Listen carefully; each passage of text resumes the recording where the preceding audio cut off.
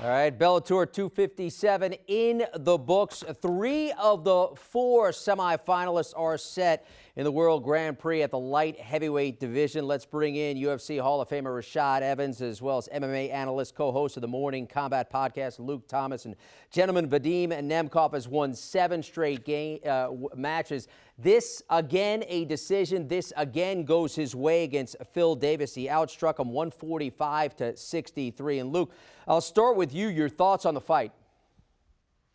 Yeah, that went, I guess, more or less what we had expected. I don't know that anyone was specifically calling for the fact that the jab of Vadim Nemkov would be such a problem for Phil Davis, but in fact it was, right? He was great at setting the distance. It was disrupting the rhythm and the timing and really sort of the process of offense that Phil Davis needed to get going and to get closer. And so really that was kind of impressive. You know, he went to the well a little bit over and over, trying to look for that right hand. You could see him doubling and tripling up there a little bit, getting a little bit lucky, and then getting on top. He was able to mix it up a little bit. Some wrestling attempts, obviously they credit him with 3 takedowns, although none of them were authoritative. It wasn't a super thrilling match, if I could be honest. It was fine. It was good.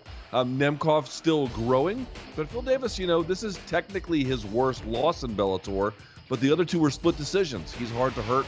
He's hard to do anything against, and you kind of saw that tonight. Yeah, I thought pretty much the same. You know, it was a good fight by Nemkov. You know, he, brought the pressure early, and where he was putting that jab was key. You know, earlier I talked about, him being able to put that jab right in the chest and being able to, once you find that chest, it's hard for wrestlers to go underneath. And it was hard for Phil Davis to get underneath or even feel comfortable that he can get underneath. And then from there, Nemkov just built his combinations from there and just keeping Phil on his heels the whole night. A wrestler on his heels cannot even mount an offensive attack to do a takedown. So Phil was stuck in the mud there. Phil did have some pretty decent strikes, a nice overhand right. He connected with the left hand. But, Phil throws 1s and 2s. And, to take a guy out like Nemkov, you need to throw 1, 2, 3s. You need to throw combinations. You need to throw, in with the kicks. You need to mix it up. And I just didn't see that variety of strikes from Phil Davis, or even the urgency to even just, put more volume out there. And I think that's what Phil Davis has to adjust, just doing more volume and, if he's going to get to the next level. But Nemkov, he did his job and he looked pretty sharp. Yeah, good point on the urgency. Didn't see it in that final round as well. The co-main had Anderson, Yagshi, Murdoff, and Corey Anderson overpowered him in that 3rd round to finish him off, getting the stoppage. We'll start with you, Rashad. Your impressions on his performance. Yeah, it was pretty much how I thought. Corey Anderson is a very busy fighter, and he weaponizes that pace like no other fighter in the Bellator division. And also, the striking and the conversation with his combinations was really good and is on point, and it just makes it easier for him to land a takedown. But once he gets on top, he's a brute on top, and he really takes it personal. He really wants to be that guy on top like Khabib and just brutalizes guys once he gets them in that position. When they get back on their feet, if they get back on their feet, they're not the same fighter striking in front of him, and then from there, he can just have his way from them. But a good fight, and I look forward to see what's next for him in this next round.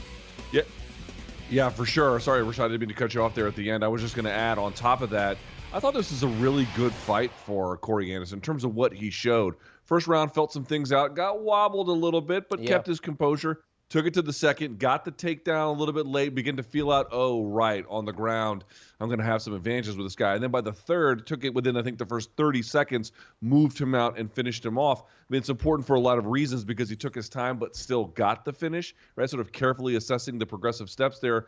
And also, he couldn't get the takedowns, the singles and the doubles along the fence line initially, so then he switched to the trip, really adding, or I should say, showing all the different wrinkles of his game. If one door doesn't work, there are 1,000 other ones that he can open. So it was just really classic Corey Anderson.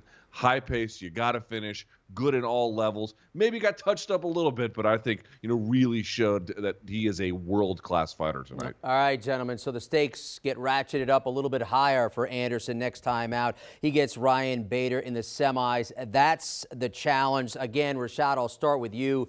Size up that matchup. Well, these guys match up really well, and they are very familiar with each other, and that familiarity is going to breed an interesting fight.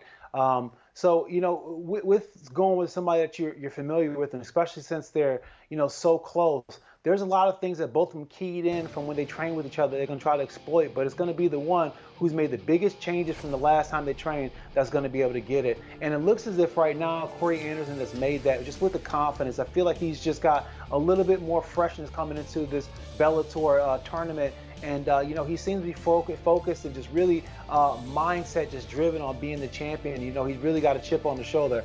And, I think it's going to be an interesting fight this next time around. But both of these guys are very familiar, and it's going to be a very tough fight. If I had to guess, I would guess that Corey Anderson's going to be maybe a little bit quicker, if not so much explosive, but with hand speed a little bit quicker. And he's probably going to have the better gas tank of the two, although Ryan Bader does not have a bad gas tank by any stretch. And probably the strength advantage, maybe absolute wrestling advantage, goes to Ryan Bader. The question you have to ask yourself as an observer is the wrestling going to play a component? Is Ryan Bader going to really try and lord that over Anderson? Because it's hard to see Anderson doing the opposite.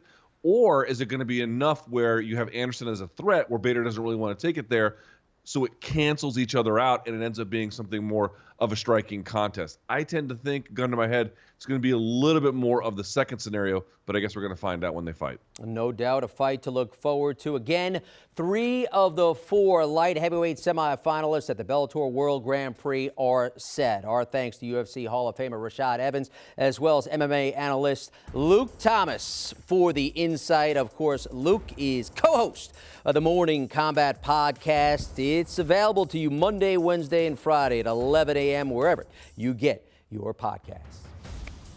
Do you want a sports network that delivers everything that matters about the game? The highlights, the picks, the instant analysis, no yelling, no fake debates, no politics. Hit the subscribe button and never miss a moment.